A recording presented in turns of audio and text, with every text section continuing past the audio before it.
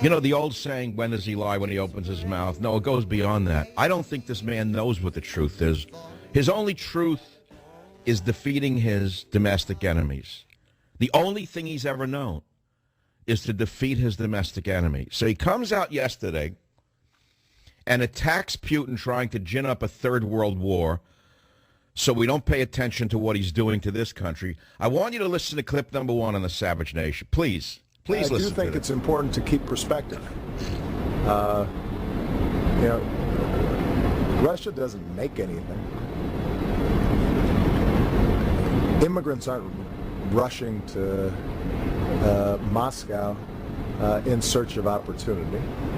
No, I want you to think about this. This is not a high school kid who's stoned.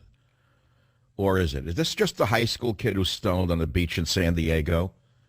Who says this at a frat house or in a bar on the beach?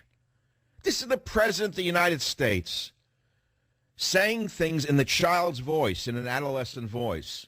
Listen to it again. Listen carefully. It's important. I do think it's important to keep perspective. Russia doesn't make anything. Okay. Did you hear that? Did you hear the... hold it. Doesn't make anything. Beavis and Butthead. Beavis and Butthead. Now, why am I taking umbrage with this? Excuse me, Mr. President. Doesn't Russia fly our astronauts to the International Space Station on Russian rockets because you destroyed NASA's ability to do so, Mr. President?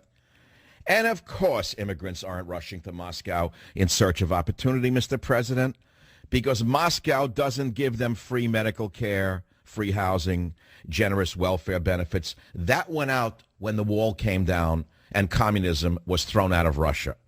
But since we are now the new ex-Soviet Union, we have become the welfare magnet of the world, Mr. President, thanks to you and your merry Marxist pranks.